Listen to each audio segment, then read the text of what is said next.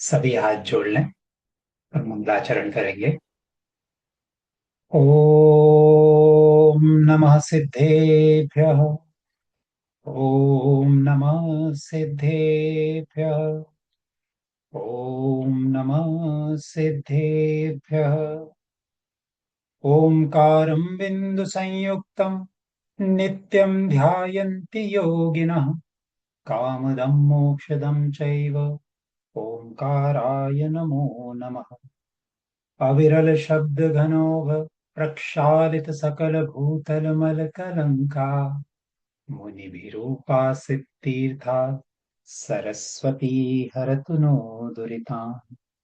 अज्ञान तिमिरांधानां ज्ञानांजन शलाकया चक्षुरुन्मीलितं येन तस्मै श्री गुरवे नमः। श्री परम गुरवे नमः। परंपराचार्य गुरवे नमः। सकल कलुष विध्वंसकम श्रेयसां परिवर्धकम धर्म संबंधकम भव्य जीव मन प्रतिबोधकारकमिदं शास्त्रम श्री पद्म पुराण नामधेयम्। अस्य मूल ग्रंथकर्तारः श्री सर्वज्ञ देवास्तदुत्तर ग्रंथकर्तारः श्री गणधर देवाः प्रतिगणधर देवास्तेषां वचनानुसारमासाद्य श्रीरविशेनाचार्य विरचितं सर्वे श्रोतारः सावधानतया शृण्वन्तु। मङ्गलं भगवान् वीरो मङ्गलं गौतमो गणी मङ्गलं कुन्दकुन्दार्यो जैनधर्मोऽस्तु मङ्गलम्। सर्वमङ्गलमाङ्गल्यं सर्वकल्याणकारकं प्रधानं सर्वधर्माणां जैनं जयतु शासनम्।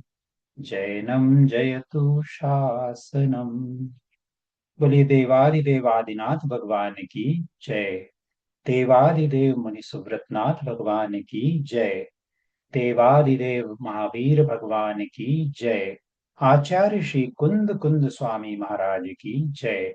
आचार्य श्री रविशेण महाराज की जय। बोले पंच परमेष्ठ भगवान की जय। हम लोग स्वाध्याय कर रहे हैं पद्म पुराण का। इसमें पिछली वाचना में हमने चर्चा करी थी रावण के रावण की इंद्र पर जो विजय हुई थी। इंद्र विजयी रावण बन गए। इंद्र विद्याधर पर उन्होंने विजय प्राप्त करी। बाद में अपना बड़ा हृदय दिखाते हुए उन्होंने इंद्र को स्वतंत्र भी कर दिया। इंद्र को उनका वापस राज्य भी दे दिया। लेकिन इंद्र के मन में बहुत समय तक टीस रही कि मेरा अपमान हुआ, मैं हार गया। और फिर जब मुनिराज ने उनको संबोधित किया और बताया कि तुम्हारा यश भी पूर्व पुण्यों के कारण था, और जो अपयश भी हुआ, जो तुम्हारी हार भी हुई, वो तुम्हारे ही कर्मों कर्मों के कारण हुआ। तब इंद्र को सूझ पड़ी, तब उसको सारे भव याद आए अपने। और उसने विचार बनाया कि अब तो ऐसे कर्म करूंगा कि इस चक्र से छूट ही जाऊं, अब ऐसी संपत्ति प्राप्त करूंगा कि कोई छीन ना पाए। और फिर उसके बाद इंद्र विद्याधर ने जैनेश्वरी दीक्षा धारण करी, ऐसा तप किया कि उसी भव से मोक्ष भी प्राप्त कर लिया। यहां तक की कथा अपन ने पिछले बार कर ली थी। अब इस चर्चा को अपन आगे बढ़ाते हैं। ये भी देख लिया था अपन ने कि इतने बड़े शत्रु को हरा करके, सारे विद्याधरों को अपने अधीन करके रावण जो है वापस लंका लौट आए हैं। अब रावण वापस लौट आए हैं, उसके बाद क्या होता है तो आज के लिए आप लोगों को पहले ही बता दें। पहले सत्र में, मान लीजिए पहले हाफ में, अपन अनंत बल केवली ने धर्मोपदेश जो दिया है उसकी चर्चा करेंगे। उसमें बहुत सारे कंसेप्ट आ रहे हैं। जितना सरल होगा अपन उतना सरल बना के बात करने की कोशिश करेंगे। लेकिन जहां पर कोई बात एकदम से अपने को समझ में ना आए तो आप लोग बीच में भी पूछ लीजिएगा। दूसरे हाफ में अपन कथानक आगे बढ़ाएंगे ही। तो पहले अपन जो धर्म की चर्चा कर रहे हैं, जो अनंत बल केवली का धर्मोपदेश है, उसमें बीच बीच में जैसे आवश्यकता हो तो अपन चर्चा ला सकते हैं। अपन कोशिश करेंगे कि बड़ा सरल हो, पूरा पूरा नहीं करेंगे क्योंकि बहुत विस्तृत रूप से है।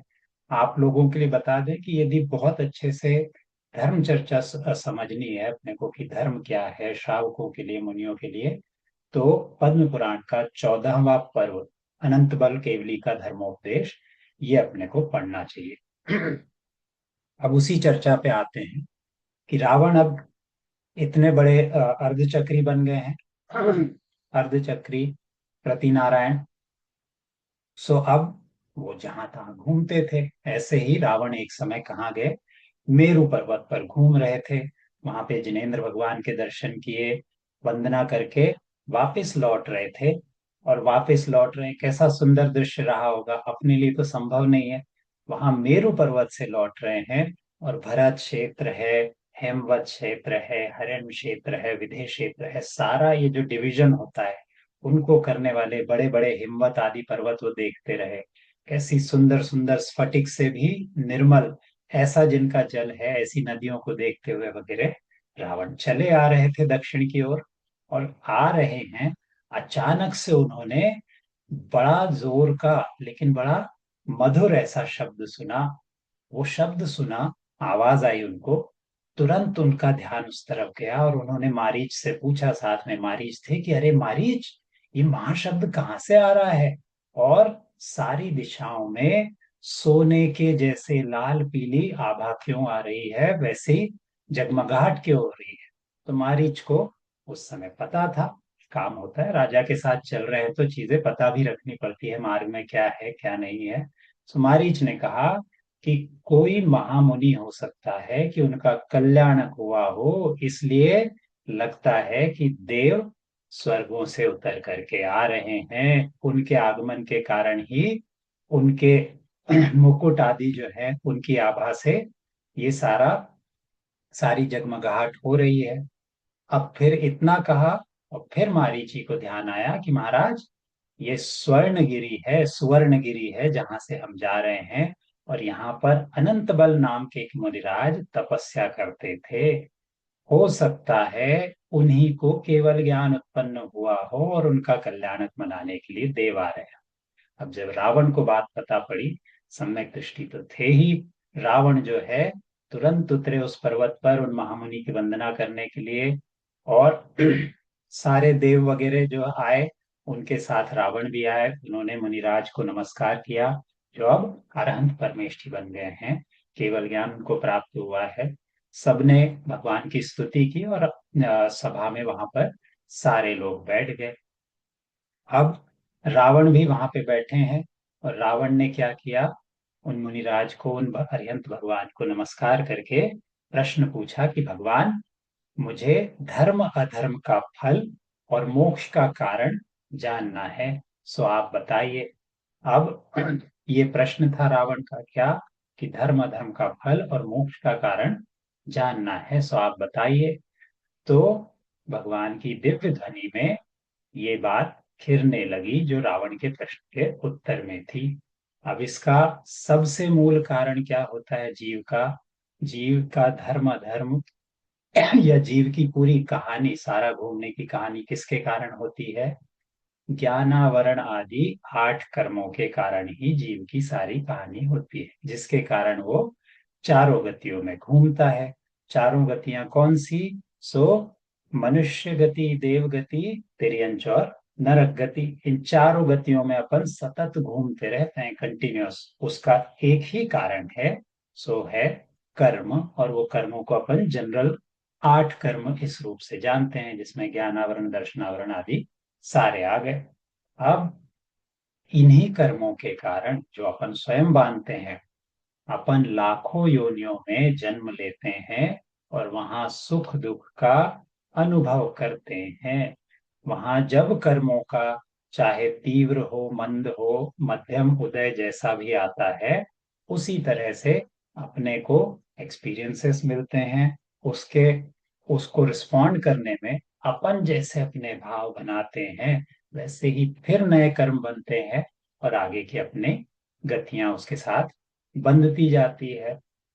सो अब उसमें चाहे तो स्पर्श इंद्रिय, रसना इंद्रिय, सारी इंद्रियों के वशीभूत होकर के अपन ऐसे कई काम करते हैं कि हमारे ऊपर कर्मों का बोझ बढ़ते चला जाता है। कर्मों का बोझ तो छोड़ दो, आजकल अपन रसना इंद्रिय की बात करें तो अपन लोगों की स्थिति ऐसी है कि वास्तव में शरीर का ही बोझ बहुत बढ़ते जाता है ना। तो अपन को ऐसी चीजों के प्रति जागरूक रहना चाहिए। धर्म की दृष्टि से देखेंगे तो इसमें तो कर्म का अपने को विचार करना चाहिए। अब ये सारी बात कही, उसके बाद कहते हैं मुनिराज कि जो मनुष्य हैं वो मन की सारी निंदा करते हैं कि हमारा मन जो है बंदर के जैसा है, यहाँ वहां घूमता है। लेकिन इस मन के कारण ही मनुष्य जो है, चाहे धन से प्रेरित होकर के हो, चाहे परिवार हो कि मेरा भाई, मेरे माता पिता जो भी हो, सबके प्रति कोई न कोई कार्य करते रहते हैं, राग का या द्वेष का। और उसके कारण जो है अपन क्या करते हैं, कई जीवों की हिंसा आदि करते हैं, अपना ही घर परिवार, अपने आप का जीवन यापन आदि करने में।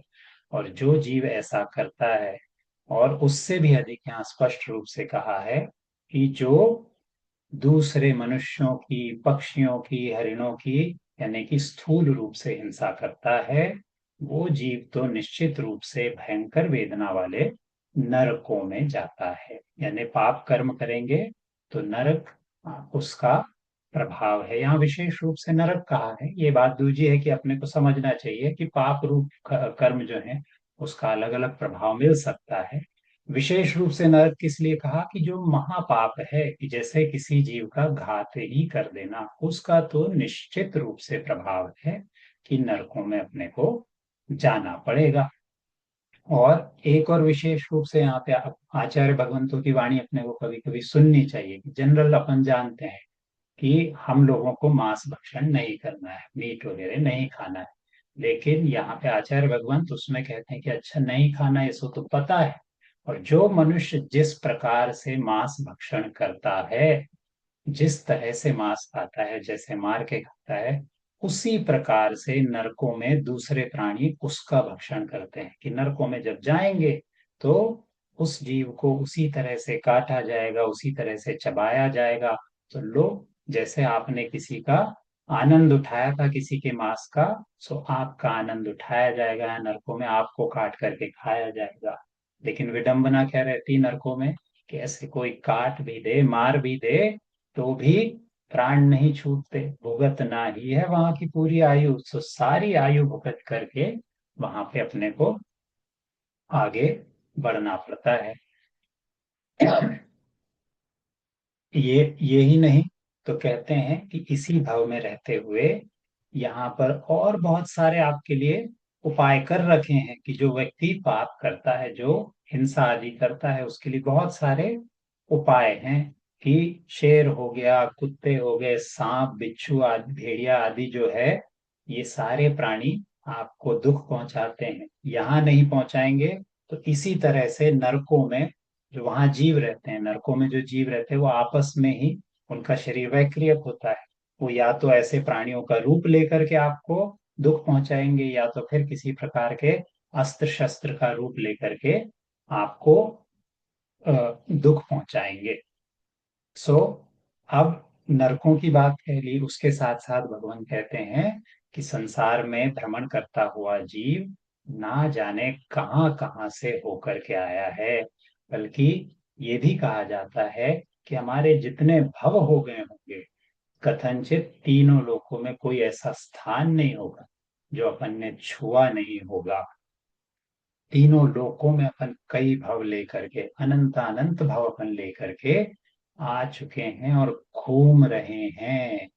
और मनुष्य गति में भी यदि अपन आ जाते हैं तो मोही जीव जो है वो परम सुख के कारणभूत कल्याण का मार्ग यानी मोक्ष मार्ग को छोड़ करके क्या करता है, क्षणिक यानी कि इमीडिएट जिसमें सुख मिल जाए ऐसे काम करता है, और फिर से पाप कमा लेता है।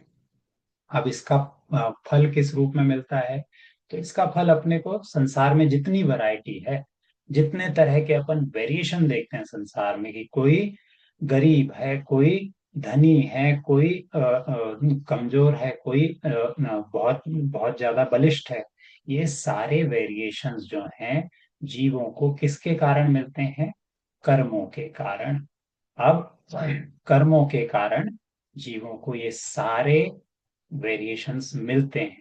सो अब यहाँ प्रश्न आता है कि भाई ये सारा तो समझ में आ गया कि दुख मिलता है, और भगवान हमने आपकी बात भी मान ली कि कर्मों के कारण आता है, तो अब इससे करें क्या, कैसे निकलें? तो कहें धर्म के मार्ग पर चलना चाहिए। अब धर्म का मार्ग कैसा हो गया? तो धर्म के मार्ग पर चलने के लिए दो तरह की व्यवस्था बतलाई है। दो तरह की व्यवस्था क्या बतलाई है? कि एक तो मुनि धर्म और दूसरा श्रावक का धर्म, इसको अपने को अपनाना चाहिए। अब मुनियों का धर्म किस प्रकार से बताया? सो मुनियों का धर्म बताया गया है 13 प्रकार से।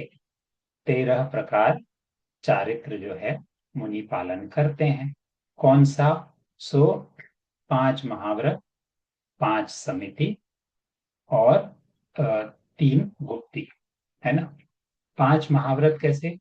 व्रत की जहां भी बात आती है, चाहे मुनियों के लिए हो चाहे अपने लिए हो, सिंपल सी चीज याद रखने की बात है कि जो 5 पाप हैं उनका निग्रह करना, उनको रोकना। 5 पाप कौन कौन से हैं?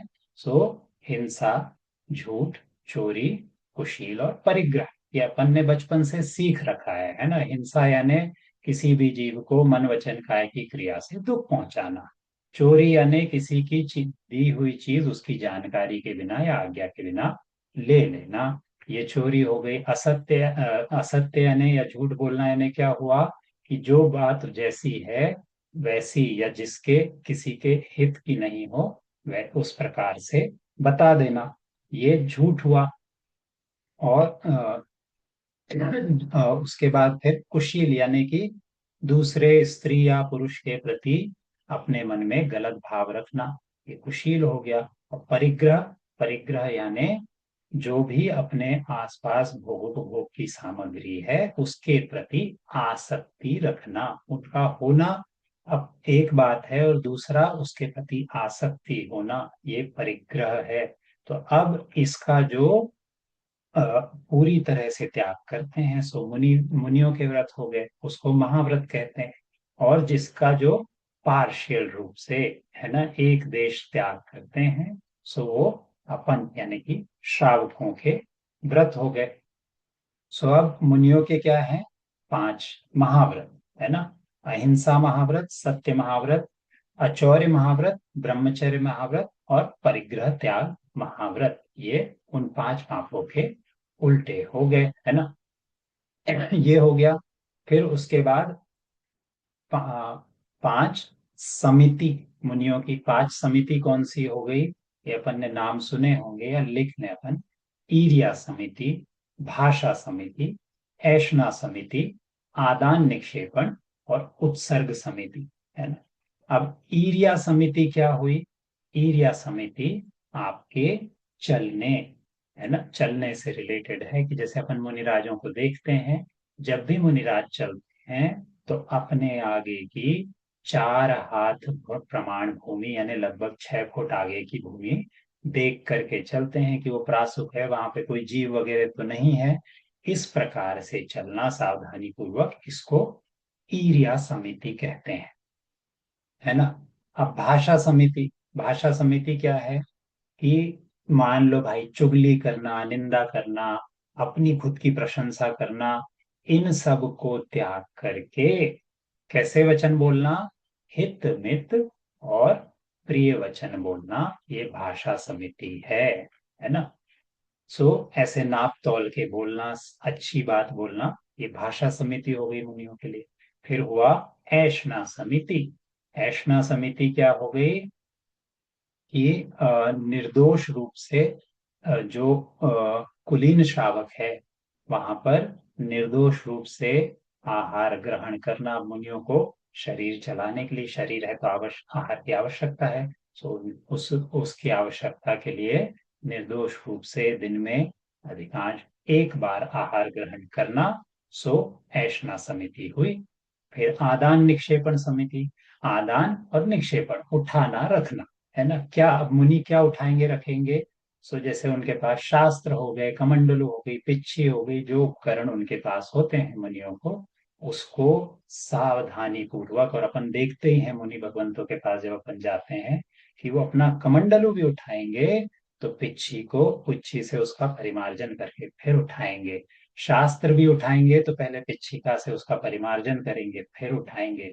पिच्छिका भी रखेंगे तो ऐसे जगह पे जहां पर कि दिख रहा है कि किसी जीव आदि को उससे घात ना हो। तो ऐसे सावधानी पूर्वक उठाना रखना, बड़े सरल शब्दों में। तो आदान निक्षेपण समिति हो गई। फिर उत्सर्ग समिति, यानी जो अजीब पदार्थ हैं अपने पास त्याग करने योग्य, खास करके अपन साधारण भाषा में समझते हैं कि मलमूत्र आदि का त्याग कहाँ करना। सो जीव रहित जगह में मल मूत्र आदि का त्याग करना, उसको उत्सर्ग समिति कहते हैं। ये तो हो गए पांच, ये है ना, पांच पहले अपन ने महाव्रत, फिर पांच समिति, और तीन गुप्ती। किसको कहेंगे? मन, वचन और काया।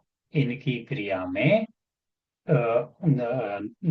निग्रह लाना, इनकी क्रिया में मृदुता लाना, सरलता लाना, इसको गुप्ती कहते हैं।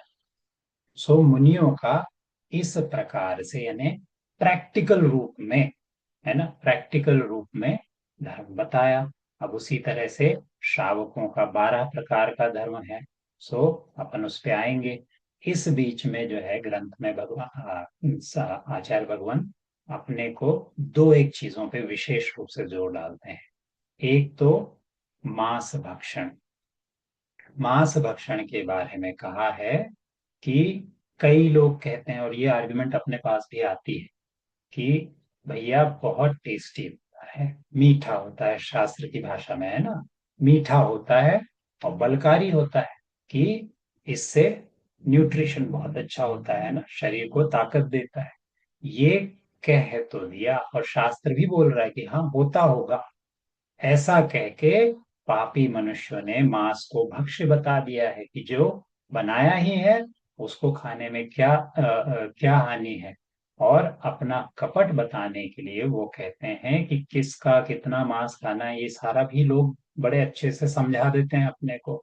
सो ऐसे दुष्ट और लोभी जीव जो दूसरों को मांस दिला करके स्वयं खा करके दाताओं के साथ साथ क्या करते हैं, जिसको दिया या जिससे लिया, ये सारे जीव जो है नरकों में पीड़ा भोगते हैं मांस भक्षण के लिए। क्या कह दिया?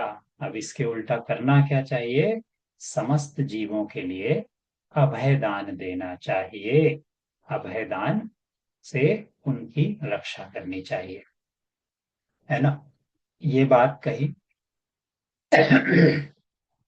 अब इसके बाद जो है एक चर्चा और यहाँ पे आती है कि हिंसा की जब चर्चा आती है तो उसमें कई लोग अपन एक और एक्सट्रीम पे चले जाते हैं, जो खासकर श्रावकों के धर्म के लिए है, कि अपन किसी भी क्रिया में एकदम से हर चीज में अपन ढूंढने लगते हैं कि इसमें भी कैसा, इसमें भी। पहली चीज तो ध्यान में रखने लोग योग्य ये है कि श्रावकों के लिए वैसे भी आपको पूरी तरह से हिंसा का त्याग तो संभव है नहीं। सो अब किस प्रकार से करना है, तो यहाँ पे आचार्य भगवंत खुद एग्जाम्पल देते हैं कि जैसे एक बड़ा तालाब है, उसमें बहुत सारा जल है, उसमें बहुत सारा पानी है, उसमें विष का यदि एक कण पड़ जाए, एक छोटा सा कण पड़ जाए विष का, तो क्या तालाब का पूरा पानी खराब हो जाएगा? क्या नहीं हो सकता, क्योंकि उतना विष ही नहीं है उसमें कि जो प्रभाव दे सके। सो इसी प्रकार से यदि धर्म के अनुकूल आचरण करने में थोड़ी बहुत हिंसा होती है, जिसमें अपन पहले तो सावधानी रखें कि ना हो, उसके बाद भी कुछ चीजें तो संभव ही नहीं है अपने लिए कि अपन कैसे ही छोड़ें। सो यदि इस तरह से जब हमने ध्यान रख करके धर्म अनुकूल आचरण किया, उसमें जो थोड़ी बहुत हिंसा हुई वो धर्म को दूषित नहीं कर सकती। उस उतनी अल्प हिंसा जो है वो अपने आप में व्यर्थ हो जाती है। अब इसका एग्जाम्पल क्या दिए, कि मान लो भैया जिन मंदिर आदि बनवाना है, तो कई ज्ञानी लोग क्या दे सकते हैं कि भैया इसके लिए भी तो भूमि खुद रही है ना। सो अब भैया जब तक जिन धर्म का जो आपको माध्यम है ना, वो मीडियम है अपने लिए मंदिर धर्म से जुड़ने का। उसके बाद तो फिर बाकी सारे प्रकार की अहिंसा का भाव आएगा। जब मंदिर ही नहीं रहेगा, जब बैठ करके कहीं चर्चा ही नहीं करेंगे, तो आगे की हिंसा के भाव, अहिंसा के भाव आएंगे ही कहाँ। तो ऐसे जिन मंदिर आदि बनवाना, और फिर उसमें माला हो गई, धूप दीप आदि की व्यवस्था भी करना। इसमें मान लिया, आचार्य भगवान स्वयं बताते हैं कि मान लिया कि अल्प रूप से कहीं कहीं हिंसा होती है, लेकिन उसका प्रायश्चित कर लेने से सो मिथ्या हो जाती है ना। तो ये एक अहिंसा के बारे में कहा उन्होंने।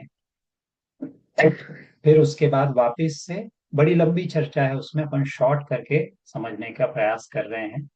तो अब उसमें आचार्य भगवान फिर से आते हैं कि धर्म का जो है दो प्रकार से जो डिस्टिंक्शन किया हुआ है। उसमें मुनियों की तो अपन ने बात कर ली कि पांच महाव्रत, पांच समिति, और मन वचन काय की प्रवृत्ति का अभाव हो जाना या कोमलता आ जाना, इसका जिसका नाम है गुप्ति। इस तरह से 13 प्रकार का जो चारित्र है सो मुनियों का होता है। इसके अलावा फिर उसी चर्चा में आगे और कहते हैं कि जो मुनियों के धर्म में ही आता है कि पांच इंद्रिय विजय, पंच इंद्रिय विजय, कि जिसमें स्पर्श रसना घ्राण चक्षु और कर्ण, इंद्रियों की विजय करना, इनके ऊपर जीत हासिल करना, ये धर्म कहलाता है। यानी क्या, बहुत सरल कहेंगे, इनके विषयों में आसक्त नहीं होना। ये मुनियों के पर्सपेक्टिव से यहाँ पर बता रहे हैं। अभी श्रावकों का भी आगे आएगा। अब इसके अलावा और भी होते हैं मुनियों के तप। कौन से? उपवास, अवमौदर्य, वृत्ति परिसंख्यान, रस परित्याग, विविक्त शय्यासन और काय क्लेश। ये किसके भी एग्जाम्पल है? मुनि तो करते हैं, श्रावकों को भी इनका प्रयास करना चाहिए। ये हैं बाह्य तप। अब तप के जो हैं छह, बाहर के बाह्य तप हैं, यानी बाहरी रूप, और छह अंतरंग तप हैं जो अपने मन में, अपनी आत्मा में घटित होने चाहिए। तो छह बाह्य कौन से हैं? उपवास हो गया, अवमौदर्य, वृत्ति परिसंख्यान, रस परित्याग, विविक्त शय्यासन और काय क्लेश, है ना। ये हो गए आपके छह बाह्य तप, है ना। इसके अलावा ये यहाँ पे एक और चीज कहते हैं आचार्य भगवान कि बाह्य तप जो हैं वो अंतरंग तप की रक्षा के लिए बाढ़ के समान है। कि मान अपने को असल काम तो जो करना है अंतरंग में करना है, अपनी आत्मा में करना है, तो उसका जो तप है, लेकिन वो करने के लिए ये जो बाहर के तप हैं, उपवास आदि कर लेते हैं अपन, या फिर मान लो जमीन पे सो गए अपन, काय क्लेश रूपी तप कर लिया अपन ने, ये सब किसके लिए हैं? उस अंतरंग में बदलाव लाने के लिए ये बाहर में बाढ़ लगाई है अपन ने। सो ये छह तो बाह्य के तप हो गए। अब अंतरंग के कौन से तप कहें? सो प्रायश्चित, प्रायश्चित लेना किसी भी पुराने अपने जो पाप आदि हुए हैं, अपने से जो गलतियां हुई है, उसके लिए प्रायश्चित लेना। विनय, वैयावृत, स्वाध्याय, व्युत्सर्ग और ध्यान, ये छह अंतरंग तप हैं। फिर से नाम पढ़ देते हैं अपन: प्रायश्चित, विनय, वैयावृत, स्वाध्याय, व्युत्सर्ग और ध्यान। ये सारे तप जो हैं 12 प्रकार के, ये भी धर्म का हिस्सा है। अब ये चर्चा हुई। उसके बाद क्या कहते हैं कि सम्यक दर्शन आदि रत्नत्रय से युक्त जो मनुष्य मोह रूपी शत्रु को नष्ट करके मोक्ष स्थान प्राप्त करते हैं, वह शुद्ध धर्म का फल है। तो धर्म का फल क्या होगा? धर्म का फल है मोक्ष की प्राप्ति। अब इसमें क्या कारणभूत है? सो रत्नत्रय, सम्यक दर्शन, सम्यक ज्ञान, सम्यक चारित्र इसमें कारण है। और एक और विशेषता कह दी कि ये कहाँ से मिलेगा साहब, कहाँ पे जाएं इसके लिए? तो कहते हैं मनुष्य गति में जाओ। मनुष्य का जन्म लिए बिना ये धर्म प्राप्त नहीं हो सकता।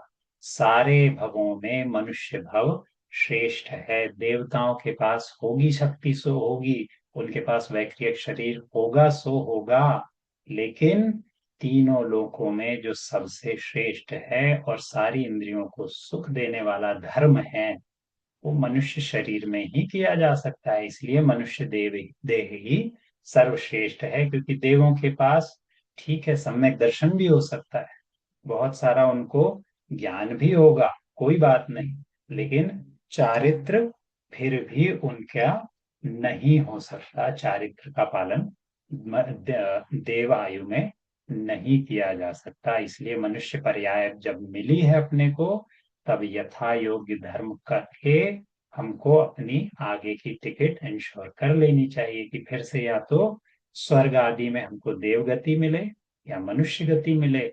क्योंकि अभी तो नहीं है संभव, पंचम काल में है तो अभी तो मोक्ष संभव नहीं है, लेकिन आगे जा करके हम कम से कम फिर से मनुष्य बने या फिर देव बने, तो आगे जा करके हम ऐसा तप कर सकते हैं जिससे कि हमको मोक्ष प्राप्ति हो। अब उसके बाद और क्या कहा कि साधुओं का धर्म तो अपन ने कर लिया। अब श्रावकों का धर्म किस प्रकार से है? 12 प्रकार से है। सो कौन से 12 प्रकार? 13 प्रकार साधुओं का, ये ध्यान रखना कभी भी, 13 और 12 है ना। 12 प्रकार से श्रावकों का धर्म कैसा? 5 अणुव्रत, वही फिर 5 पाप छोड़ देना, उनको अपन पार्श्य भी छोड़ सकते हैं, है ना। तो उसको 5 अणुव्रत हो गए, 5 पापों का त्याग। 4 शिक्षा व्रत, 3 गुण व्रत, और इसके 5 के अलावा 4 शिक्षा व्रत और 3 गुण व्रत, ये आपको धारण करने हैं।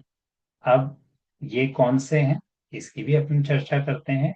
इसके अलावा यहाँ पे आचार्य भगवंत और एक बात कहते हैं कि चूंकि श्रावकों के लिए आंशिक रूप से ही, पार्शली ही सारे प्रकार के त्याग संभव है, इसलिए आपको यथाशक्ति जितना जमे हजारों प्रकार के नियम धारण करने चाहिए। आगे जाकर के एक स्टेटमेंट ये भी आता है कि नियम आपके तप का कारण है, या फिर दोनों एक ही बात के नाम है। नियम धारण करोगे तो तप अपने आप जीवन में आ जाएगा।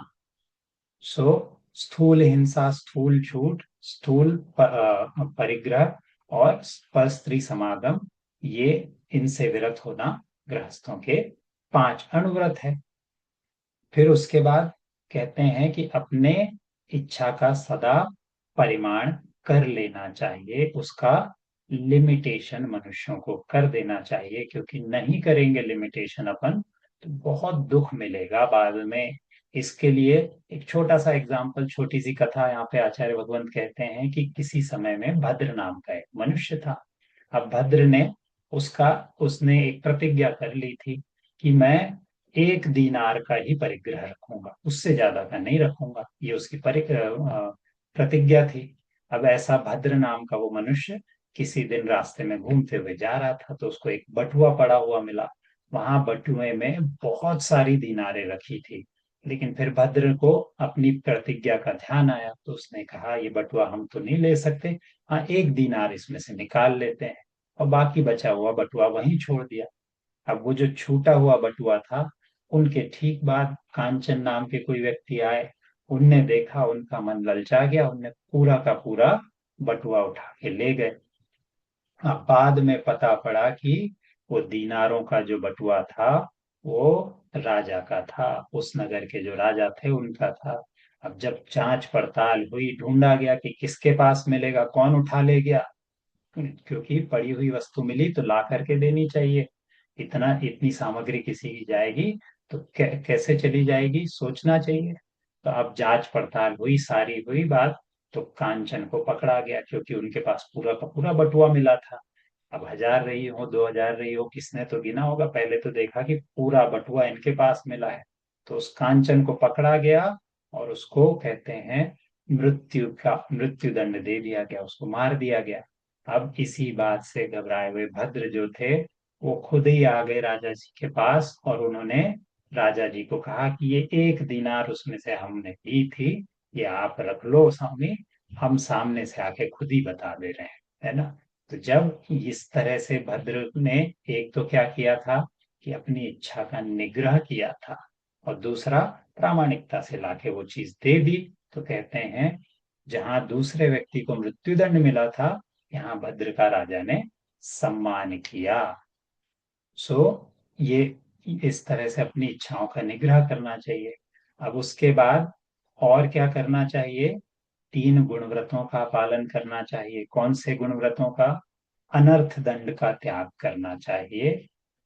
अनर्थ दंड के अपन बाद में आते हैं। उसके अलावा दिशाओं और विदिशाओं में आवागमन की सीमा निर्धारित कर लेनी चाहिए कि हम हर एक दिशा में 10 दिशाएं अपन मानते हैं, है ना, नॉर्थ ईस्ट साउथ वेस्ट, और उसके बीच की दिशाएं ऊपर और नीचे। इसमें हम कितना दूर तक जाएंगे, वो लिमिटेशन अपन ने कर लेना चाहिए। इसको कहते हैं, ये आपका एक गुणव्रत हो गया। उसके बाद भोगोपभोग परिमाण व्रत, है ना, कि भोग यानी जो एक बार यूज करने लायक चीज है, और उपभोग यानी जो बार बार यूज करने लायक चीज है। इन दोनों प्रकार की वस्तुओं का अपने को लिमिट बांध लेनी चाहिए कि इतना करेंगे, है ना। सो ये करना गुण व्रत में आता है। अब अनर्थ दंड क्या हुआ साहब? अनर्थ दंड का मतलब है कि कुछ ऐसी क्रियाएं करना जो अपने को बड़ा नॉर्मल लगती है, लेकिन किसी काम की नहीं होती, है ना, जिनका अपने आत्मा के लिए कोई उपयोग नहीं है। जैसे क्या है कि हंसी मजाक करते हुए बड़े अशिष्ट वचन कह देना, है ना, उल्टी सीधी बातें कहना, शरीर की कुचेष्टा करना, है ना, शरीर के लिए वैसे कोई कामों की आवश्यकता नहीं है ना, ऐसे एक्ट्स करना। फिर जरूरत से ज्यादा बोलना, कई लोगों को आदत होती है, बड़बड़ ही करते रहते हैं, अकारक, है ना। अब अपन सब ये करते हैं, इसलिए अपन अपना अपना जो है इसमें असेसमेंट कर लेंगे कि अपन इसमें से क्या क्या करता है। उसके अलावा भोगोपभोग की सामग्री का आवश्यकता से ज्यादा संग्रह करना, जोड़ते चला जाना, या बिना मतलब के काम करना कि भाई क्यों कर रहे हो कोई भी चीज बैठ करके, कोई भी चीज बैठे हैं कहीं पर तो चीज को बार बार खींच रहे हैं, किसी चीज को बार बार ठोक ही रहे हैं, क्यों कर रहे हैं भैया, कोई नहीं मालूम। सो ये सारे काम जो हैं ये अनर्थ दंड में आते हैं, यानी कि अश्लील गंदी बातें करना, भद्दी बातें करना, गाली गलौज कर देना, है ना, मुंह बनाना, एक दूसरे को चिढ़ाना, बकवास करना, है ना, अनावश्यक चीजें बटोर के रखना, ये सारी चीजें अनर्थ दंड में आते हैं। इनका अपने को त्याग करना चाहिए। इसके अलावा सामायिक करना, रोषधोपवास करना, है ना, यानी पर्व आदि जैसे अष्टमी चतुर्दशी आदि में एकासन या उपवास आदि करना, अतिथि संवाद यानी मुनि भगवंतों आदि को आहार देना, और जब आयु का क्षय उपस्थित हो यानी कि अपना जीवन समाप्त होने वाला हो, ऐसे समय में सल्लेखना धारण करना। ये 4 शिक्षा व्रत हैं। सो 5 तो अपने अणुव्रत हैं, जो कि 5 पापों का त्याग करने पे हैं। 3 गुणव्रत जिसकी अपन ने चर्चा करी, और 4 शिक्षा व्रत हैं, सामायिक, प्रोषधोपवास, अतिथि संविभाग और सल्लेखना। ये श्रावक का धर्म है। इसके अतिरिक्त क्या क्या करना चाहिए गृहस्थ लोगों को? मधुमास, मध्यमास, जुआ, रात्रि भोजन और वेश्यागमन का त्याग करना चाहिए। ऐसा धर्म का पालन करते हुए जो समाधि पूर्वक मरता है, वो देव आदि आयु को प्राप्त करता है मनुष्य। और कहते हैं कि ऐसा जीव जो सम्यक दर्शन के साथ होता है, वो अधिक से अधिक 8 भवों में रत्नत्रय का पालन करके अंत में निर्ग्रंथ होकर के यानी मुनि बन करके सिद्ध पद को प्राप्त कर लेता है। अब जो जिनकी ऐसी क्षमता है या जिनका ऐसा समय है सो तो ठीक, बाकी हम लोग नहीं करें क्या? तो यहाँ आचार्य भगवंत उनके लिए भी तुरंत कह देते हैं कि दुर्लभ मनुष्य भाव तो मिल गया है आपको, लेकिन मान लेते हैं कि आचरण करने में आप समर्थ नहीं हैं, असमर्थ हैं। तो सिर्फ जिनेंद्र भगवान के द्वारा कथित आचरण की श्रद्धा करना कि अरे भगवान ने ऐसा कहा है, काश हम ऐसा कर पाए, ये भाव रखते हुए, और भाव ऐसा नहीं कि सिर्फ कहने के लिए, ये अंतरंग की बात है, इसमें से बाहर बाहर तो किसको क्या ही बोलकर बता देंगे अपन। अंतरंग का भाव है कि अरे हमसे क्यों नहीं हो पाते व्रत आदि, हमसे क्यों नहीं हो पाती सामायिक आदि, ये भाव अपने अंदर आना चाहिए। तो जब किसी जीव के अंदर में ऐसा होगा, भले ही वो अभी आचरण पालन नहीं कर पा रहा है, तो कहते हैं आचार्य भगवान वो भी निकट काल में मोक्ष प्राप्त करेगा। और जो जीव स्वभाव से ही जिनेंद्र भगवान को नमस्कार करता है, वो पुण्य का आधार होता है, और पाप का अंश मात्र भी उस जीव को टिकता नहीं है। नमस्कार तो दूर की बात रही, आचार्य कहते हैं यहाँ पे कि जिनेंद्र देव का भाव पूर्वक स्मरण करना भी अनेक पापों को उसी क्षण नष्ट कर देता है। इसलिए भगवान का जब भी ध्यान आए कर लेना चाहिए। और जो मनुष्य तीनों लोक में श्रेष्ठ रत्नत्रय रूप जिनेंद्र भगवान को धारण करते हैं अपने मन में, उनके लिए कहा है भगवान ने कि क्या बात करते हो कि ग्रह हो गए, स्वप्न हो गए, शकुन अपशकुन सब शुभ ही होते हैं। सारे ग्रह आपकी तरफ होंगे, सारे स्वप्न आपके लिए अच्छे होंगे, सारे शकुन अपशकुन आपके लिए शुभ ही होंगे। ऐसा आचार्य भगवंत अपने को यहाँ बताते हैं। अब ये सारी बात वहां पर बैठ करके ये सारे जीव सुन रहे थे। अब उसी समय जो है भानुकर्ण, जिसको अपन कुंभकर्ण भी कहते हैं, उनके मन में प्रश्न आया, तो उन्होंने आचार्य भगवंत से और आगे की बात मुनिराज जो थे वहां पर, अब अरिहंत पद को प्राप्त हो गए, उनसे फिर से प्रार्थना की कि मुझे और अधिक समझना है। तो यहाँ पे बाकी चीजें जितनी कही हैं उसमें से एक विशेष रूप से अपन ध्यान दें। क्या बात कही है कि रात्रि भोजन त्याग और भोजन में संयम रखना। तो यहाँ पे एक चीज कहते हैं कि जो हर दिन 2 मुहूर्त के लिए आहार का त्याग करता है, उसे महीने में 2 उपवास का फल प्राप्त होता है। सिर्फ 2 मुहूर्त। अब 2 मुहूर्त का मतलब क्या हुआ? मुहूर्त जो है अपने यहाँ पे 48 मिनट्स का होता है, यानी एक 24 आवर्स में 30 मुहूर्त आते हैं, 30 मुहूर्त। उसमें से सिर्फ 2 की बात कह रहे हैं कि 2 मुहूर्त में का भी जो त्याग करता है उसको महीने में 2 उपवास का फल प्राप्त होता है। यानी रात को सोते हुए भी त्याग कर जाओ तो सोचो कितने मुहूर्त का अपने को लाभ प्राप्त होगा। अब इस तरह से यदि बढ़ाते बढ़ाते कोई 30 मुहूर्त तक के लिए भी आहार का त्याग करता है, उसे 3 4 आदि उपवासों का फल प्राप्त होता है। 30 मुहूर्त यानी पूरा दिन और रात।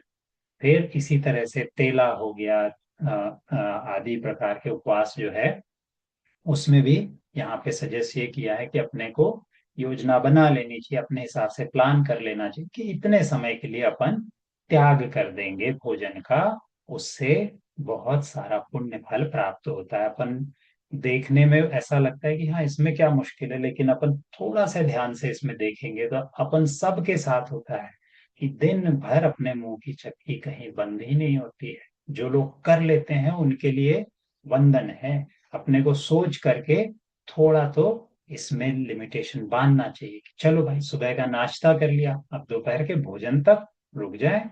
नहीं, वो भी नहीं हो पाता है, बीच में चाय आने दो, स्नैक्स आने दो। अपन हर किसी व्यक्ति को अपने अपने लिए विचार कर लेना चाहिए कि क्या अपन ये कर पा रहे हैं। यहाँ आचार्य भगवंत ने बात शुरू कहाँ से करी थी कि दिन में सिर्फ 2 मुहूर्त, यानी 48 मिनट्स के 2 पीरियड, उतने का भी त्याग कर लो। सो ये बात कही। उसके बाद आते हैं कि जो सूर्यास्त होने पर भी अन्न का त्याग करता है, यानी सूर्यास्त होने के बाद भोजन नहीं करना, उस सम्यक दृष्टि को विशेष अभ्युदय की प्राप्ति होती है।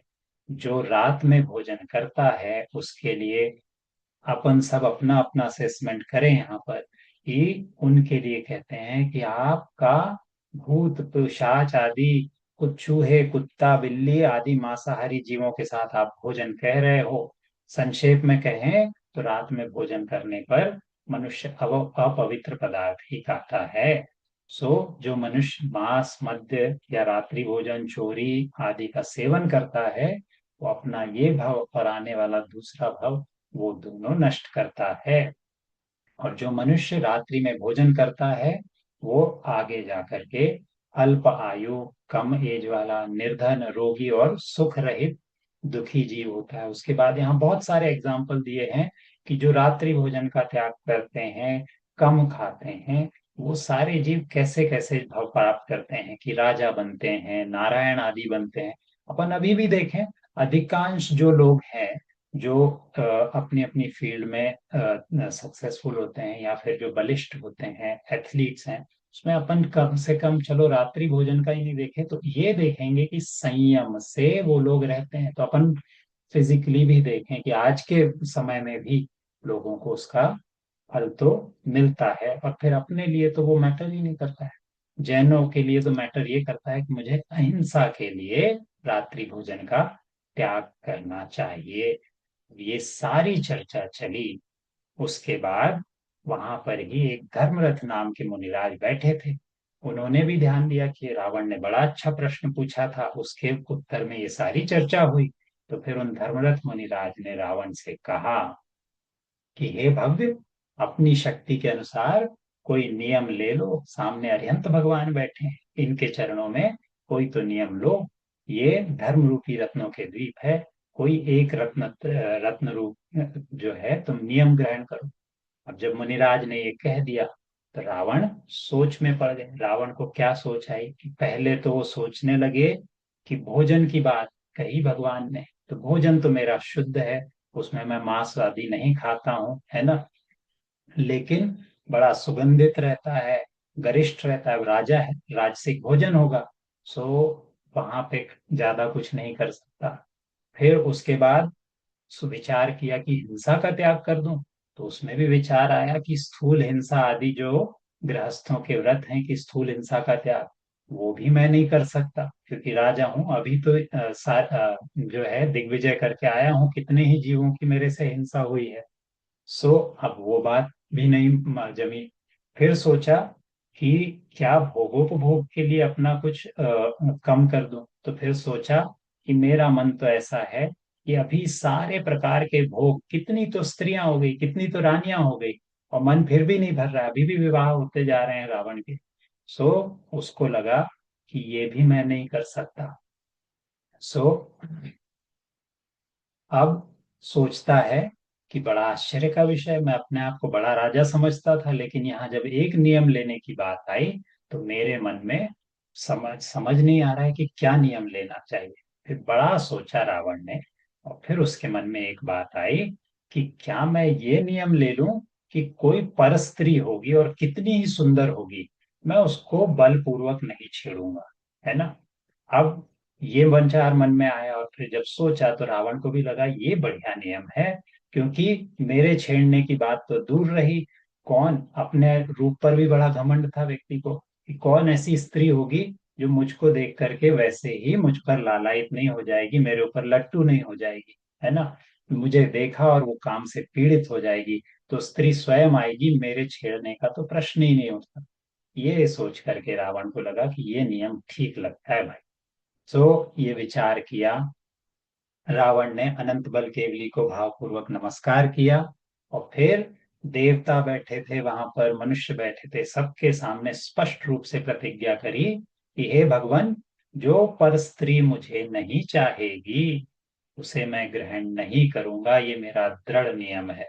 सो ये रावण की प्रतिज्ञा हो गई। इसका अपने को पता है आगे जाके परिणाम क्या होना है।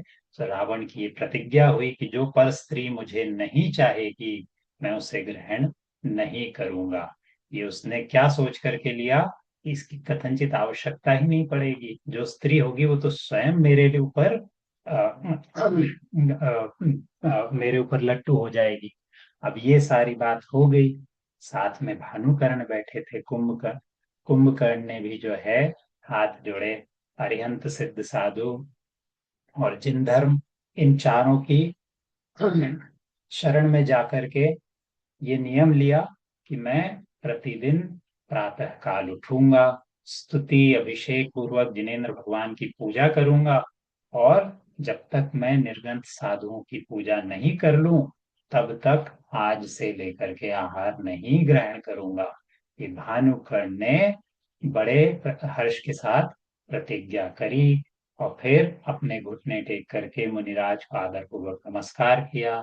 और भी कहते हैं अन्य नियम लिए उसने और इसके बाद जो है रावण, कुंभकर्ण आदि सब अपने अपने स्थान को चले गए। अब यहाँ पर इसी समय और भी जीव थे।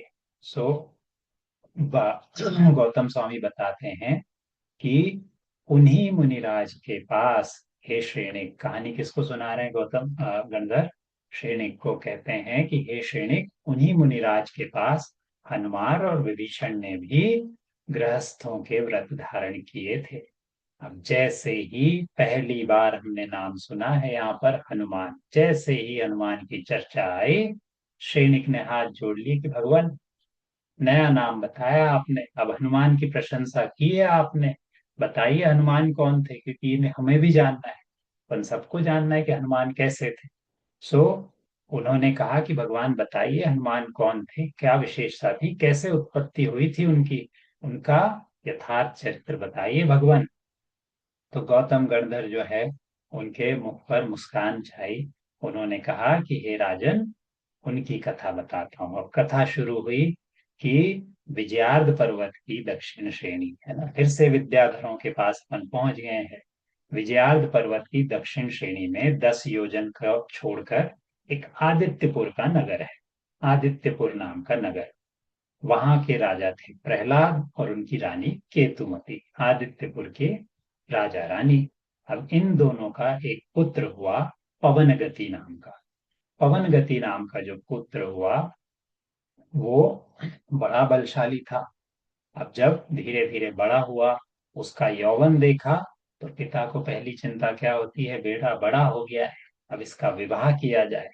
सो अब गौतम स्वामी कहते हैं कि अरे विवाह की बात आ गई है तो श्रेणिक अभी ठहरो, पहले तो हनुमान की बात बाद में करेंगे, पहले तो पवन गति के विवाह की बात सुनो, ये बड़ा अच्छा किस्सा है। अब ये कहानी शुरू हुई क्या, कहते हैं कि आदित्यपुर के राजा का बेटा पवन गति, इसकी तो तुमने बात सुन ली। अब इसी भरत क्षेत्र में महासागर के निकट, यानी कि समुद्र के पास आग्नेय दिशा में दंती नाम का एक पर्वत है। दंती नाम का पर्वत है, उसमें महेंद्र विद्याधर जो है वो जाकर के उस पर्वत पर रहने लगे। तभी से उस पर्वत का नाम जो है, दंती नाम के पर्वत का नाम पड़ गया महेंद्रगिरी। सो उस महेंद्रगिरी पर महेंद्र विद्याधर राज करते थे और उसी नगर का नाम भी प्रसिद्ध हो गया, महेंद्र नगर।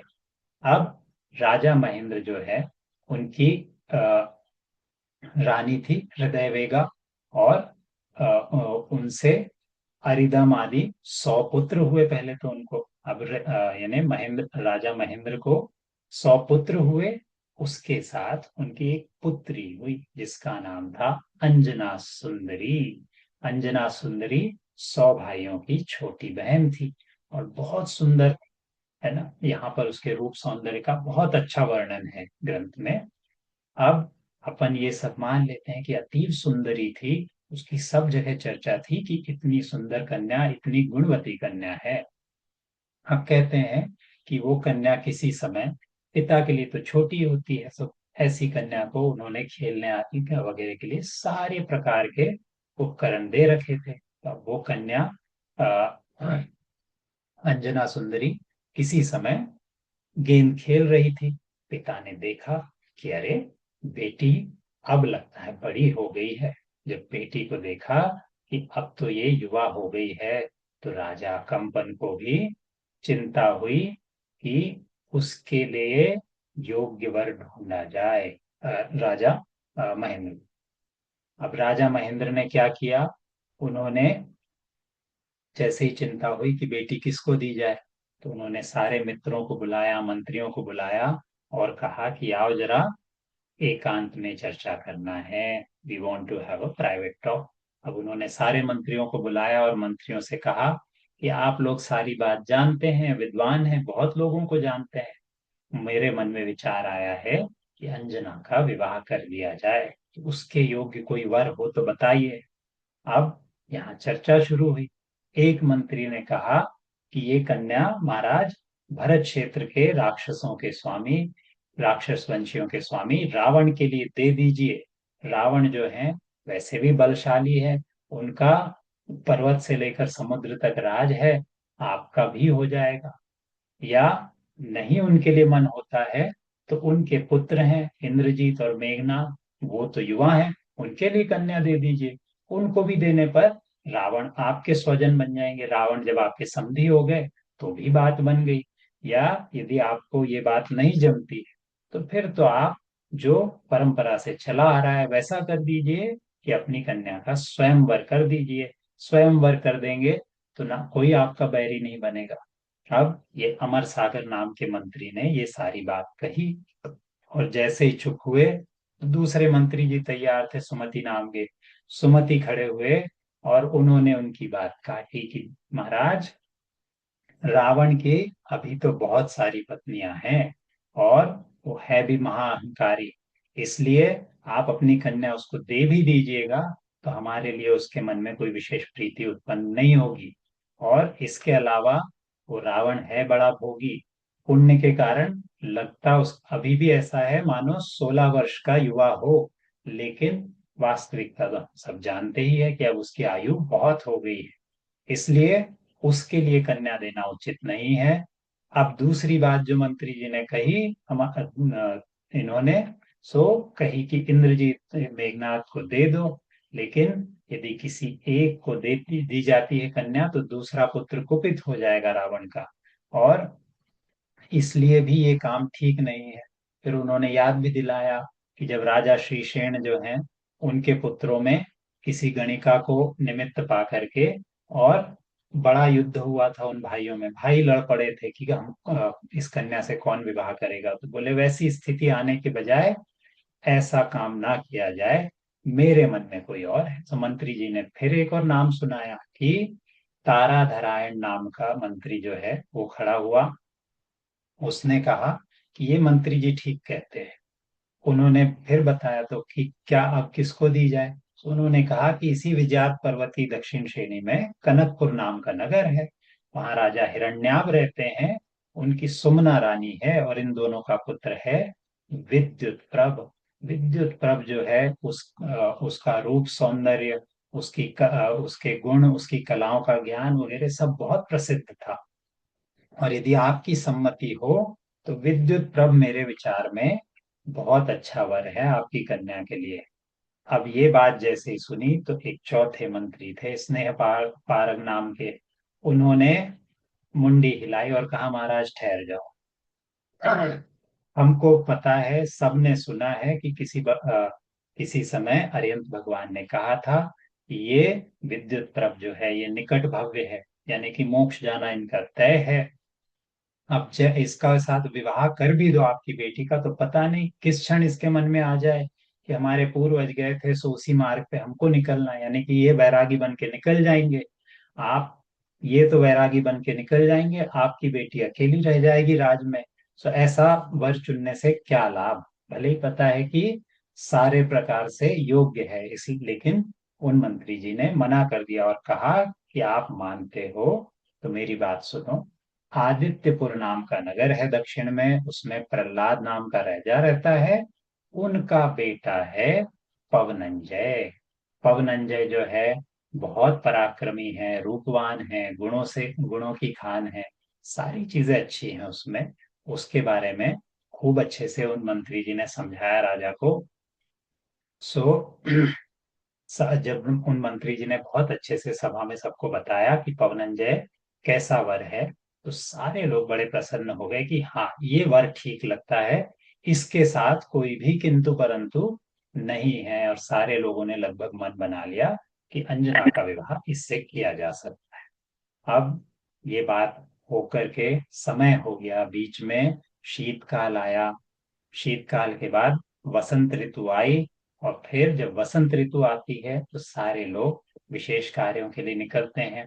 तो अब उसी वसंत ऋतु में फाल्गुन मास अपने को कैसे ध्यान में रखा जा सकता है कि जिसमें होली का पर्व आता है ना, फागुन।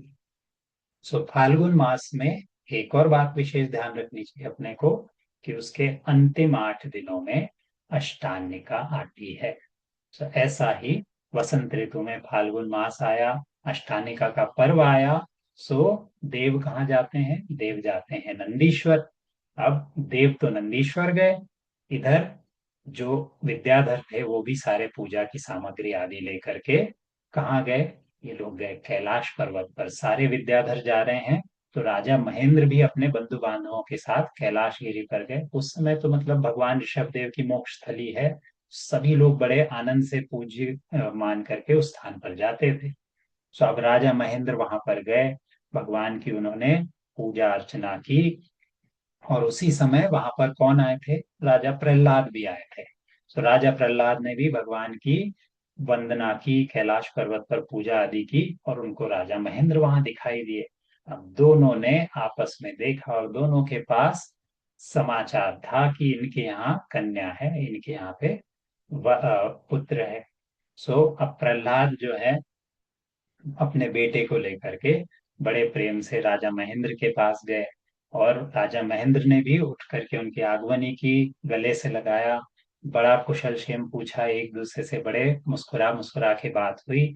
उसके बाद अंजना और पवनंजय के पुत्र पिता जो थे, उन्होंने आपस में बात करी और कहा कि बहुत अच्छा हुआ, हमारे मन में भी यही था।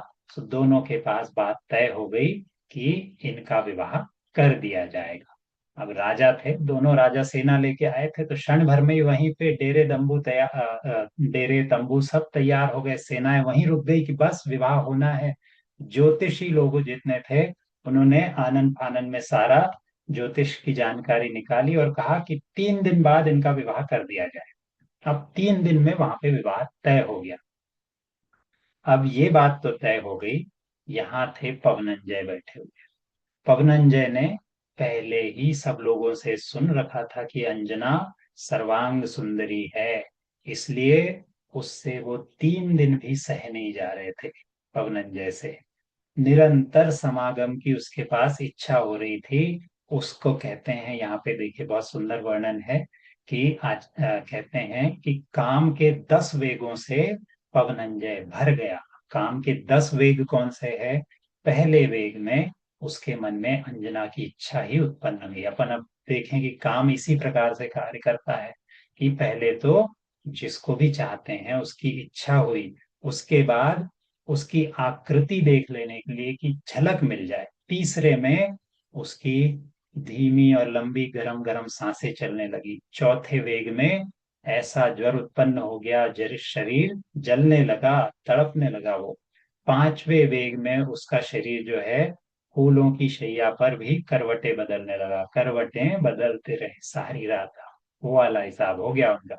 छठवें वेग में उनको भोजन पानी की कोई सुध नहीं रही, भोजन कोई दे भी रहा तो बोले नहीं, इच्छा नहीं है। सातवें वेग में अब वो बड़बड़ाने लगे, बकवाद करने लगे। आठवें वेग में उन्मत्तता प्रकट हो गई। मान क्या हुआ? उन्मत्तता यानी कभी उठ के अचानक गाने लगे, कभी नाचने लगे। और फिर नौवे वेग में उनके होश खोने लगे, मूर्छा आने लगी। और 10वें वेग में बड़ा दुख होने लगा, रोने लग गए। अब मित्र की जब ये हालत देखी, पवनंजय का धैर्य छूट गया। उसको लगा कि कब तो अंजना से मिलता हूँ, कब वो मेरी गोद में बैठेगी, कब मैं उससे बातें करूंगा, कब मैं उसको देखूंगा, बस यही इच्छा। तो उसने अपने मित्र से ये बात करी कि भाई इसका कुछ उपाय किया जाए। सो प्रहसित नाम का उनका मित्र था उनके पास बैठा हुआ। तो उससे कहा कि भाई बताओ क्या किया जा सकता है। अब उसने कहा कि अभी तो छोड़ो, अभी रात हो गई है, कल सुबह ही चल देंगे। अब दोनों मित्रों ने बात करी, जैसे तैसे पवनंजय ने रात निकाली और सुबह दोनों मित्र चले गए और छुपते छुपाते गए बिना किसी को बताए, और पहुंच गए कहाँ पे? अंजना सुंदरी के घर। अब उनका 7 मंजिला घर जहां पर रुकी हुई थी, तो 7वें खंड तक दोनों मित्र छुपते छुपाते चढ़े और मोतियों की जाली के पीछे छुप करके बैठ गए और छुप के अंजना को देखने लगे। अब पवनंजय जो है एक टक अंजना को देखते रहे, जैसा सोचा था उससे भी कहीं सुंदर, बस देखते रहे। अब ये देखना तो ठीक है, इसी बीच में वसंत तिलका नाम की उसकी सखी आई अंजना की, और उसने कहा कि राजकुमारी आप बड़ी भाग्यशाली हो, आपका तो विवाह पवनंजय से तय हुआ है, आप उनके लिए समर्पित हो। और फिर उनके बड़े गुणगान करे। अब ये बात दूसरी सखी वहां पे बैठी थी, तो उसको ये बात पसंद नहीं आई। तो मिश्रकेशी नाम की वो दूसरी सखी ने बात काट के कहा कि तुम तो दुर्भागिनी हो, इससे अच्छा तुम्हारा विवाह विद्युत प्रभ से हो जाता। विद्युत प्रभ पवनंजय से कहीं ज्यादा गुणी है, उसके बारे में सबने जान रखा है। उसके बारे में भी चर्चा हुई थी, ये मुझे पता पड़ा है, लेकिन क्यों नहीं किया गया कि कहीं वो वैराग्य लेके निकल नहीं जाए। अरे वैराग्य लेके निकल भी जाता, लेकिन उसके जैसा पति मिलता तो सखी तुम कितनी भाग्यशाली होती। सारा जीवन उसी प्रसन्नता में निकल जाता कि एक दिन भी उसके साथ बिताया। अब ये बात पवनंजय ने वहां बैठे बैठे सुनी और क्रोध से जलने लगे। होठ चबाते हुए उन्होंने तलवार खींच के निकाली कि मेरे बारे में ऐसा कहती है, अभी इसका शीश काट देता हूं, अभी इसका मस्तक काट देता हूं। तो प्रहसित साथ में खड़ा ही था, उसने कहा रुको मित्र, ये तुम्हारे करने लायक काम नहीं है, तुम्हारी तलवार की आवश्यकता नहीं है, रुको अभी मैं डंडे से मार के इसको इसके प्राण हर लेता हूँ। अब जैसे ही मित्र को देखा क्रोध में, तो पवनंजय अपना क्रोध भूल गया, तलवार म्यान में डाली और उल्टा मित्र को समझाने लगे कि मित्र शांत हो जाओ, मैं भी ऐसा ही सोच रहा था, लेकिन ये करने योग्य कार्य नहीं है। हम लोग क्षत्रिय हैं, स्त्रियों का अपयश नहीं कर सकते हैं, स्त्रियों को मार नहीं सकते हैं। अब इसीलिए उठो, अभी तो यहाँ से वापस चलते हैं। अब ये बात तो हो गई, वहां दोनों चल पड़े। लेकिन अब जो है पवनंजय के मन में वो टीस बैठ गई थी कि ये जो है विद्युत प्रभा इस कन्या को प्यारा होगा, तभी इसमें जो है अंजना के पास बैठ करके और उसके बारे में अच्छी अच्छी बातें कह रही थी। और फिर उनको ध्यान में आया कि अंजना भी ने भी इसका कोई विरोध नहीं किया। बैठे कितने समय थे कि आगे की चर्चा सुनते। सो कहते हैं कि उनके मन में इतना उस समय क्रोध आया, इतनी हीन भावनाएं आई कि उन्होंने कहा कि अब मुझे ये विवाह ही नहीं करना। अभी तक तो उसको देखे बिना रहा नहीं जा रहा था, और अब सोचा कि उसका त्याग कर देता हूँ, ऐसी स्त्री से मुझे विवाह ही नहीं करना। सो ऐसा सोच करके पवनंजय वापस आए। वापस आते ही उन्होंने आज्ञा दे दी कि चलो सेना लो, वापस चलते हैं। अब राजकुमार ने आज्ञा दी है, सेना तो तैयार जाने लगी। अब ये बात जैसे ही पता पड़ी अंजना को, वो बेचारी रोने लगी। उसने सोचा कि बड़े खेद की बात है कि भगवान ने, विधाता ने मेरे लिए खजाना दिया था और छीन लिया। मैं तो कहाँ विचार कर रही थी कि मेरा पवनंजय से विवाह होगा, आगे का जीवन बढ़ेगा। सो हो सकता है कि जो मेरी बैरन सखी है, इसने जो निंदा की, उसकी बात कहीं पता ना पड़ गई हो उनको, इसलिए मुझसे द्वेष करने लगे हैं। और यदि वो छूट जाएंगे मेरे से, तो अब अंजना ने क्या विचार किया कि मैं तो अन्न जल का त्याग करके अपने प्राण छोड़ दूंगी। जब तक विवाह नहीं हो जाएगा उनसे, तब तक अन्न जल ग्रहण नहीं करूंगी। और ये विचार करके रोती रोती वहीं मूर्छित हो गई। अब जब राजकुमारी वहां गिर गई, तो सारे लोग आए कि ये क्या हुआ, ये क्या हुआ। और उन्होंने उसका शीतोपचार किया, मूर्छा रहित किया। अब जब उधर में सेना निकल गई, तो एक तो यहाँ राजकुमारी से समाचार मिला, दूसरा वहां पे स्वर होने लगा कि सारी सेना चल रही है, तो किसी को नोटिस ना पहुंचे, ऐसा तो हो नहीं सकता। सो कन्या के पिता जो है दौड़े दौड़े बेचारे वहां पर आए। उन्होंने राजा प्रहलाद के साथ मिलकर के पवनंजय से कहा कि हे भद्र, शोक का जो कारण है, क्यों जा रहे हो यहाँ पर, किया क्या है। अब सीधे सीधे तो बोल नहीं सकते थे, तो थोड़े समय पवनंजय अनमने रहे। फिर बाद में सोचा कि पिता भी हैं, वो ससुर भी हैं, सामने बड़े हैं, इनकी आज्ञा का भंग तो नहीं कर सकता, चलो वापस लौट चलते हैं। जब माँ पिता ने और ससुर ने समझाया, तो पवनंजय वापस लौट चले। और फिर उनने मन में विचार बनाया कि ये लोग कहते हैं तो विवाह तो कर लेता हूँ, लेकिन अब मैं उस कन्या को असमागम से, यानी कि मैं उसके साथ ही नहीं रहूंगा, मैं उसके साथ कभी संबंध ही नहीं रखूंगा, और इस प्रकार से उसको दुखी करूंगा। क्योंकि ना वो मेरे से सुखी हो पाएगी, ना किसी और से सुखी हो पाएगी। एक बार मुझसे विवाह हो गया तो फिर किसी के और के पास क्या ही जाएगी। तो ना मैं उसके साथ रहूंगा, ना किसी और को रहने दूंगा। ये विचार उसने बना लिया। अपने मित्र को भी बताया, प्रहसित को। प्रहसित ने भी हाँ में हाँ भर दी कि तुम्हारे लिए मैं यही सोच रहा था कि ऐसी सजा देनी चाहिए उसको, तुमने सही सोचा है मित्र। अब ये बात तो यहाँ दोस्तों में हो गई, इन दोनों मित्रों में। उधर अंजना को पता पड़ा कि ये राजकुमार लौट आया है, उसके मन का तो प्रियतम लौट आया था। तो वो बहुत प्रसन्न हुई, फिर से खुश हुई। वहां पे फिर जैसा तय हुआ था, दोनों का विवाह हुआ। और विवाह तो पूर्ण हो गया, लेकिन पवनंजय के मन में अब अंजना के प्रति किसी प्रकार का कि उसके शरीर के साथ संबंध रखा जाए, ऐसी उसकी इच्छा नहीं रही। सो इन दोनों की स्थिति क्या होती है, क्या आगे इनका समागम होगा, नहीं होगा, ये चर्चा अपन अगली बार करेंगे। उसके बाद हनुमान जी का जन्म आदि, ये चर्चा अपन अगली बार करेंगे। आज के लिए यहीं विराम लेते हैं। बोली जिनवाणी माता की जय। चलिए, कोई प्रश्न हो, चर्चा हो, अपन वो कर लें। जय जिनेन्द्र योगेन जी। जिनेन्द्र। मैंने शायद पता नहीं ध्यान से नहीं सुना होगा, पवन गति और पवन जय एक ही सेम ही थे। एक ही व्यक्ति, दोनों प्रकार के नाम आते हैं। एक और नाम आता है वायु कुमार उनका, है ना। तो ओ, वो पवन चूंकि उसका समानार्थी है ना, हम्म। उसका सिनोनिमस है, इसलिए इंटरचेंजेबली यूज करते हैं। ठीक है, बस वही कंफर्म करना था। जय जिनेन्द्र। जय।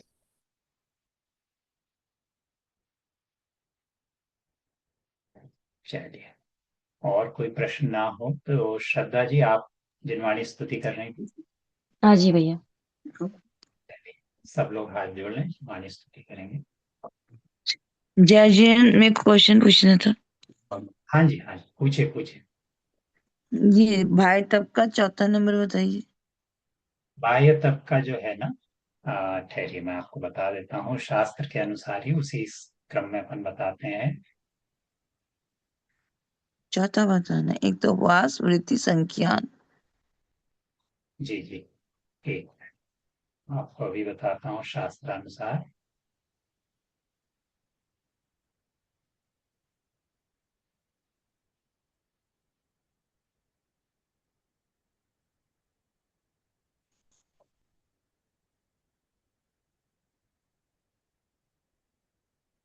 आपके उपवास, अवमौदर्य, वृत्ति परिसंख्यान, रस परित्याग, फिर उसके बाद 2 विविक्त शय्यासन और कायक्लेश।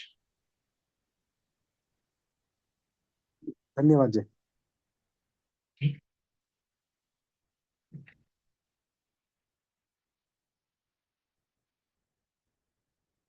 चलिए, श्रद्धा जी, हाँ। चिन्माणी स्तुति। मिथ्यातम नाश वेको ज्ञान के प्रकाश वेको आपा पर भास वेको भानु सी बखानी है। छह द्रव्य जान वेको बंध विधि मान वेको स्वपर पहचान वेको परम प्रमाणी है। अनुभव बतावे को जीव के जतावे को काहू न सतावे को भव्य उर आनी है। जहाँ तहाँ तारवे को पार के उतारवे को सुख विस्तारवे को यही जिनवानी है।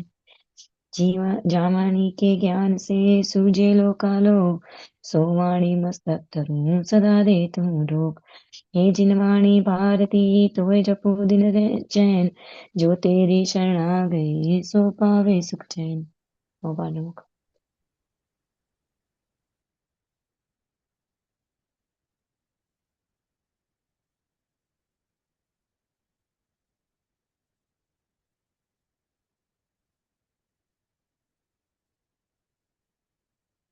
चिन्माणी माता की जय। सभी को जय जिनेन्द्र। जय जिनेन्द्र। सभी को जय जिनेन्द्र। जय जिनेन्द्र। सभी को जय जिनेन्द्र। जय जय